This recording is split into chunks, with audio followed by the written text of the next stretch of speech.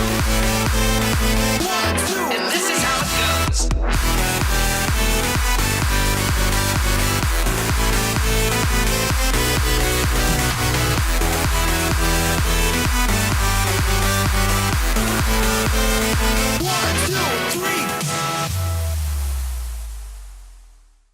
What's up, guys? It's your boy Sam EV here, back at it again.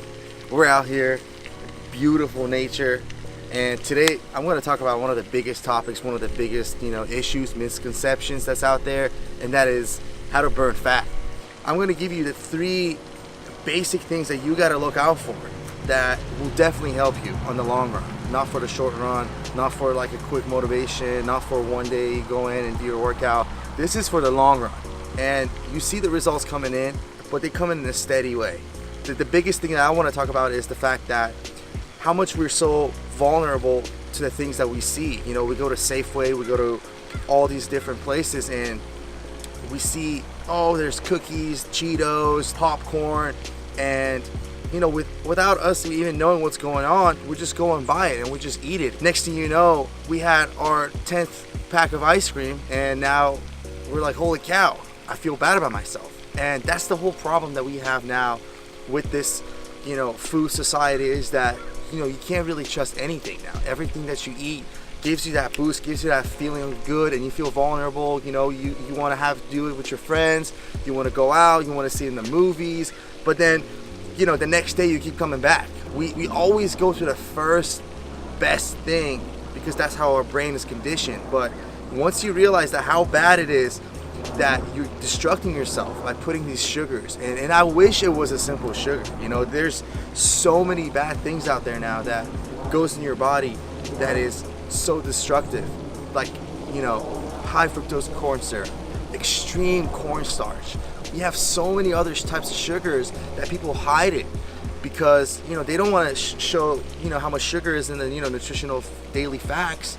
They want to hide that thing and put it in high fructose corn syrup and all these different things that is just 10 times worse than a simple sugar. Along my journey, I used to wake up in the morning, go to the biggest source of sugar, and that was just a bucket of honey on your leading brand, whether it's Cocoa Puffs, whether it's Frosted Flakes, anything, and I would just eat it, and it would give me such a boost. And then the next thing you know, 2 hours later, I would feel so down that I was looking for the next best thing, which is the next best sugar source. So I really didn't know anything about simple carbs, complex carbs, and how bad these simple sugars are.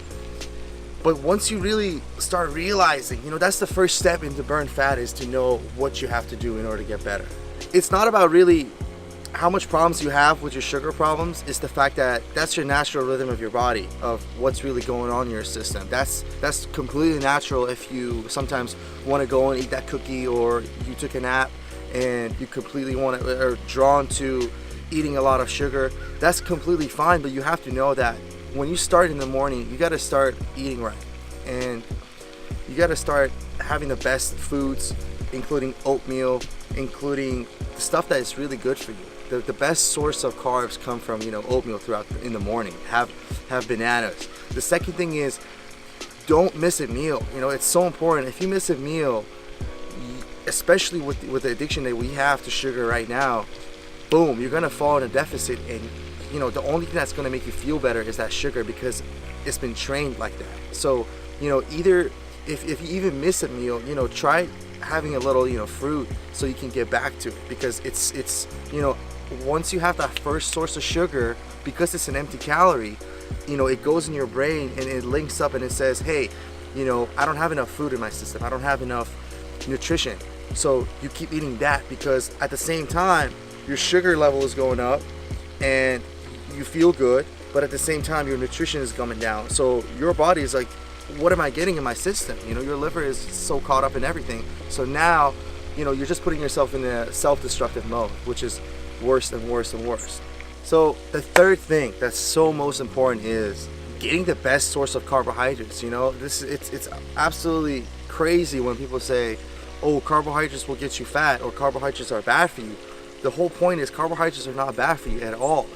Carbohydrates are meant to go in your liver and get burned because you need that energy source, you know, as to burn glucose and burn that energy. But as soon as we get into bad fats, then that's just messes up the whole value of your food. So the main thing is to know that you got to eat the best types of food that are the best source of, you know, carbs, you know, sweet potatoes, oatmeal, whole grain pasta. But you know, you have to know that these sources of carbs have to be, you know, fitting in your macros. You can't just go, you know, and eat a lot of pasta and say, hey, this is good carbs, right? That's not the case. You have to know, you know, I'll talk about it in the next video, but the whole point is to know that, you know, you get a best combination of fats and carbohydrates and protein in your whole meals, because if you don't, then, you know, not only are you gonna get the sugar cravings, you're gonna go eat that sugar and you're gonna miss that whole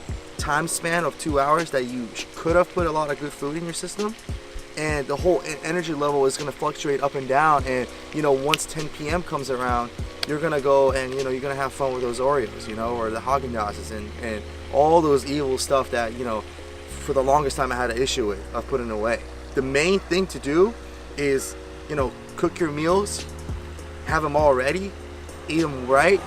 And also the main thing is also doing your cardio right. You know, once you go to the gym, you know, never cut corners of your cardio. Always burn like 400, 500 calories a day, and consistent basis have your good sources of carbs. You know, like if you come out of your workout and you're trying to cut down, you know, definitely try to eat. If you have sugar cravings, definitely have it before instead of having it, you know, after your workout. You know, something there could be a bad carb, you know, that you eat, like, you know, a cookie or a chocolate, but that bad carb before your workout can be a good carb, actually. You know what I'm saying? Like if you eat like a good carb before a workout, it's not really going to give you that energy. You know, sometimes it's even like you say a bad carb, because it's not going to give you that much energy. If it's a bad food or a bad carb, definitely have it before your workout, so you know, at least you burn it off, rather than, you know, putting yourself at a deficit of, oh, you know, I can't, you know, I'm not gonna lose weight like that. You know what I'm saying? So definitely keep an eye on that. And, you know, last thing but not least is the fact that you're doing this for yourself. You know, you got to look out for yourself everywhere you go. You know, you got to know that what is making you happy. You know, if it's the weight, you got to know it's all about you, and don't give a shit about anybody else. You're doing this for yourself. You're doing this for your health. And, you know, when you get the sugar urge, when you get those things, look at yourself and say, will I be happy in 2-3 days? Will I be happy in 2 hours after having this source of sugar? And know that whatever you're feeling now is not the definition of what you are. You know, a lot of times you get the sugar craving and you feel down, but you got to know that that's not really your feeling that you're feeling right now. That's just, you know, either your body's feeling that, either your body's feeling that urge to go sugar with any type of things. You know, you got to know sugar is the number one lead of, you know, addiction that we have right now. You know, in anything. Like, people put sugar in their coffee, for God's sake. You know, people put sugar in their oatmeal in the morning. People put sugar at nighttime. And this is coming from someone who was a sugar junkie.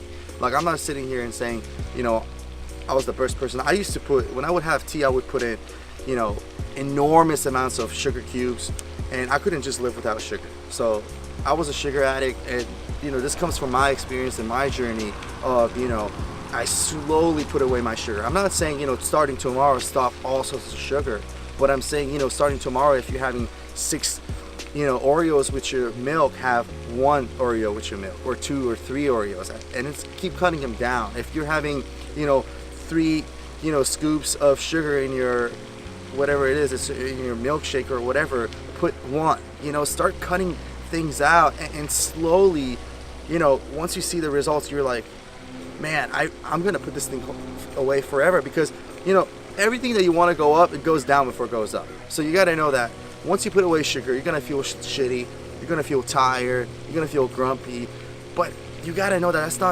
that's not gonna how you feel forever. You know what I mean? When I cut down sugar, my energy levels went up extremely to the roof. So you have to know that, you know, everything that was gonna go turn for the good is gonna be bad first, and you're gonna be, you know, misunderstood, and, you know, you're gonna feel a little tired and grumpy. But just know, you know, nothing that's I wouldn't tell you guys if something was, you know, bad for you guys. You know, you're gonna feel like shit, but it's gonna be good for the end. You know what I mean? So, see you next video.